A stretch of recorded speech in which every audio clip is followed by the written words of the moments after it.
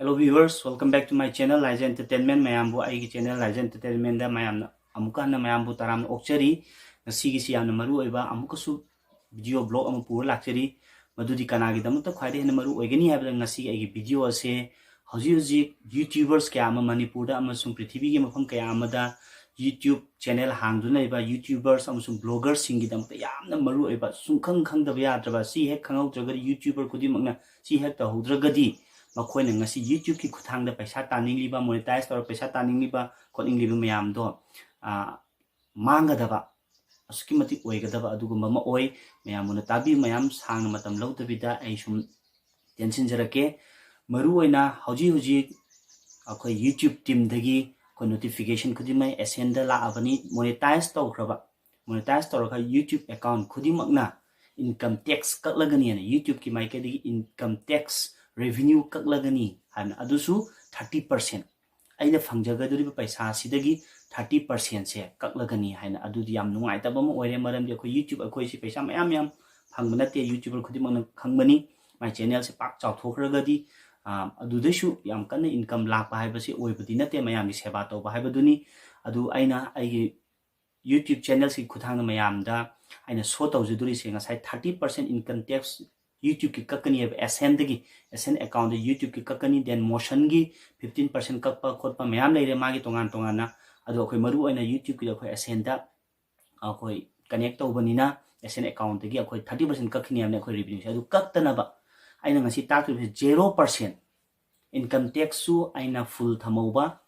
income tax su aina restart tawraga thamauba adu kadai da restart kadai da changaga kamaira restart tawduino aigi Google Adsense account da kamaita restart tawduino step by step yamna live process aina asum takcharake adu 30% nate 0% da ashi yam nungai bamni aina khangjaba ai samak tawrabani adugi aina screenshot amtang aina explanation yam phajana mari chumna kadai changaga income tax ta hudaba yadre moigi time limitation ama pibani adu humang ta hodragadi ai ngasi taliba paisa se ashi 30% kakhi kadaba lei adugi do income tax kamaita ga changaga kamaita melaga amasung 0% da ohengadabano haibato amata ka aloidabano haibato 0% ohengadabna haibda step by step ucharage mayamna haubadagi loibo ai video ase angtang yengbiu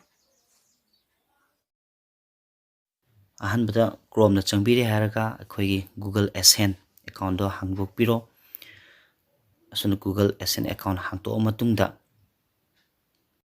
Adsense account hangma matamda asumna interface ama khaklakani haiba interface aduda sida leijari mathakta manage tax info haibda changbiro adu changla matungda adongi channel gi password namoina haira ani adongi channel gi password namla matungda next nambiro next na namla matungda asumna interface ama tholakani makhada individual haibda nambira matungda khatpiro mathakta chingkhatpiraga no ata nambiraga amka next tawpiro next matungda amka chingkhatpiro aduga sida WBN haibsida nambiro tingak tangai piro aduda karigumba karamna mention lo haina haira ani adugido chumna mention binaba hotna piro ngak tangai minasi asida ahanbada mamana country of citizenship haibda country do adomna mention biro asida foreign TIN haibasida adomgi pan card number asida pan card number darkar oi sungsoi soidana pan card number hapkadabani pan card number hapla matungdani akhoi 0% lakaduise India gi pan card number soidana hapiro asida igi pan card number hapjare aduga mathakta akhoi country mention biro India mention biro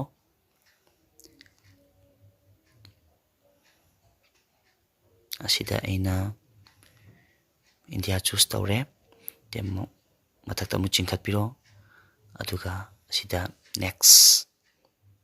sida amka namsin biro next namla matungda sumna tholakani adomgi sida address har matungda tik taw biro adu mathang address adomgi address to mention biro aina aige address to sida full da mention jare adomgi pin code state Manipur state to choose to biro adu matungda Manipur da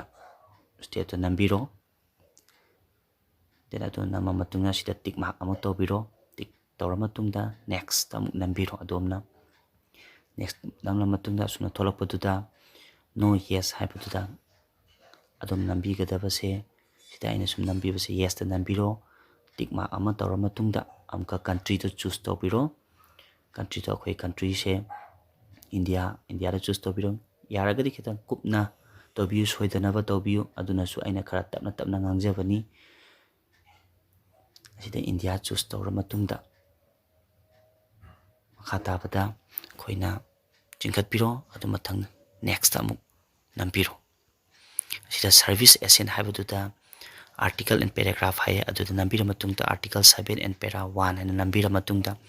somgi ye thangba site 0% reduction hai se nambiro aina nami base sum yengbiro tick tawbira matungda amu chingkhatpiro asida su motion picture sida somka article 12 and para da nambiro ye thangba 15% na namla matungda amgo chu tick tawbiro amga next amuk nambiro aduda other copyright YouTube da article 12 and para da nambira matungda YouTube ki dana 15% da nambiro aduga tick amka tawbiraga chomna next amka adom nambiro next namla matungda ai processing haktang tawgani domda asmaina tholakani sida amuk adomna tick tawra matungda confirmation tawna badamakta next amuka nambiro certification lae aduga yes no si manung sida adomna ngasai full legal name mamangda adomgi ming do sangnamta namsanbiro somda igi nam mingda amta namsanjage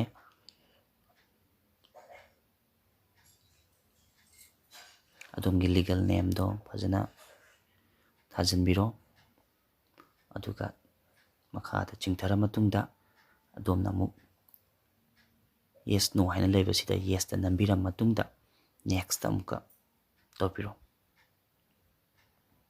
next namla matungda asuna tholakani mathakido adomna yengbiraga ahanbada adomna nambi doise yes no haina leibani maru aina sida kupna pabiu pabir matungda adomna namgadabase no haibada nambirani tick tawbira matung tick tawbiro adoga amu chingkhatpire haraga somda leiriba ani se makhagi ani se adom sum pabiu aduga makhagi se nambira matungda tick amuka tawraga mathak chingthalaga submit haina aroipada submit ta namsanbiro submit ta namsanbiraga ngaktangi processing tawgani processing tawba ngaktang adomna ngaibiro processing tawba loiraba matungda koigi asumna interface amakhak tholakani adomgi approval loire